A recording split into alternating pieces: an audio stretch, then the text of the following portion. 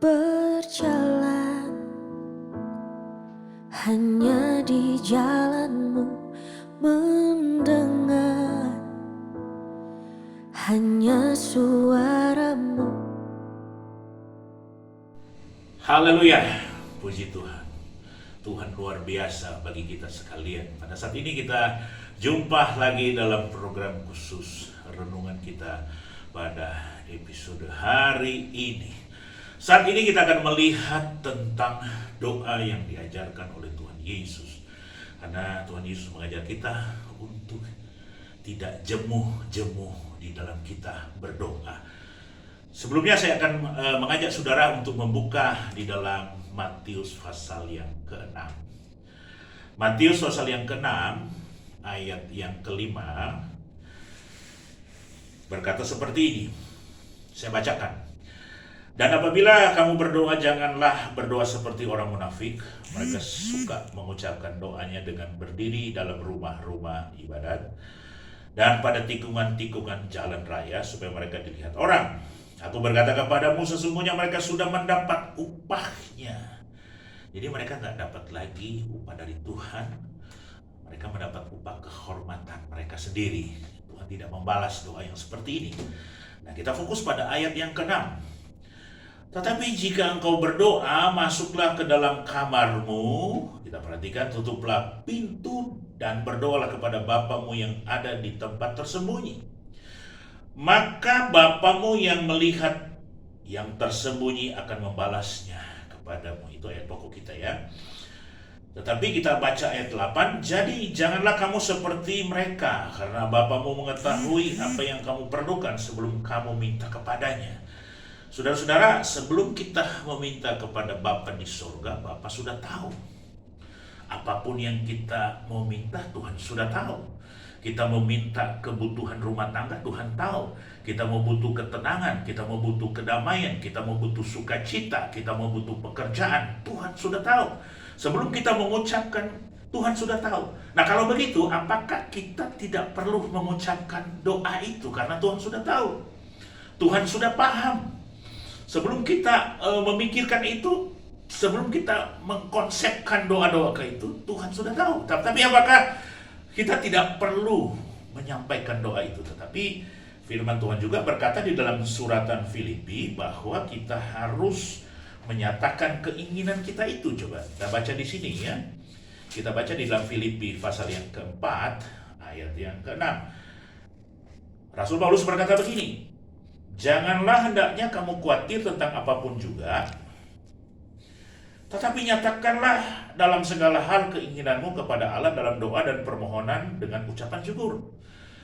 Jadi sekalipun Tuhan tahu apa yang kita akan doakan, tetapi kita perlu menyatakan. Nah, ini juga Tuhan mau.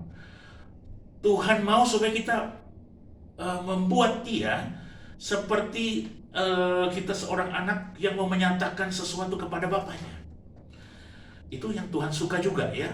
Jadi bukan Tuhan larang. Tuhan sudah tahu apa yang kita ingin doakan, tetapi kita harus nyatakan. Karena kita memang seringkali khawatir. Kita sebagai manusia seringkali khawatir. Khawatir tentang pekerjaan, khawatir tentang masa depan, khawatir tentang jodoh dan lain sebagainya. Ya, kita utarakan. Bapa kita itu adalah sahabat kita. Roh Kudus itu adalah sahabat kita. Tidak malu kita untuk menyampaikan, tidak malu kita untuk mengutarakan segala sesuatu yang kita harus pohonkan kepada Tuhan. Jadi Tuhan sudah tahu apa yang kita ingin sampaikan, tapi perlu kita nyatakan. Jadi tidak marah kepada saudara dan saya, kepada jemaat Tuhan, tetapi dia akan senang ya dengan kita apabila kita menyatakan. Nah, tetapi ada rahasia yang harus kita lakukan di sini. Di sini ayat pokoknya ayat 6. Tetapi jika engkau berdoa, masuklah ke dalam kamarmu. Ya, ada orang menerjemahkan ini secara literal.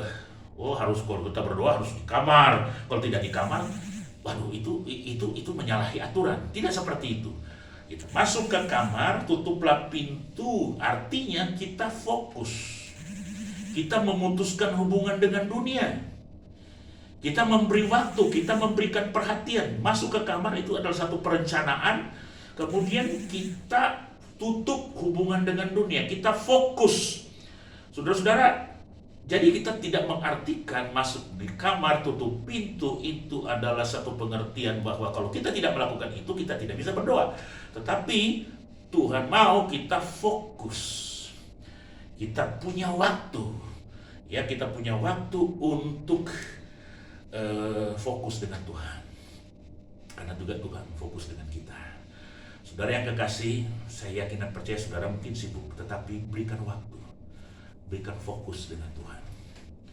Tutup pintu, saudara-saudara, kita memutuskan hubungan dengan saudara.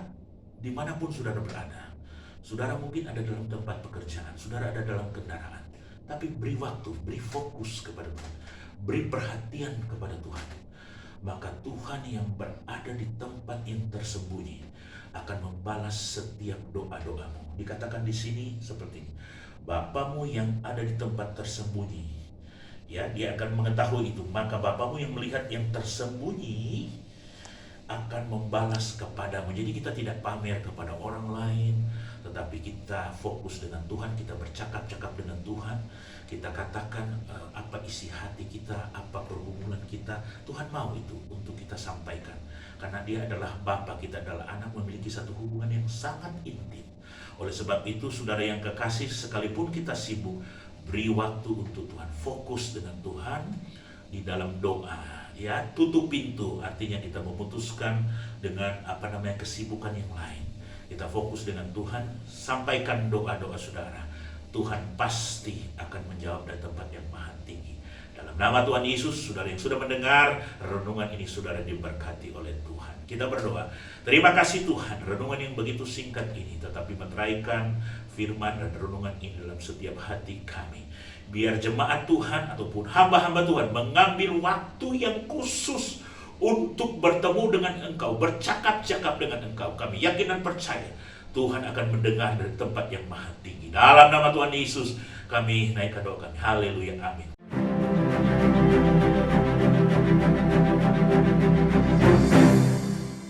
Gerejaku adalah rumahku.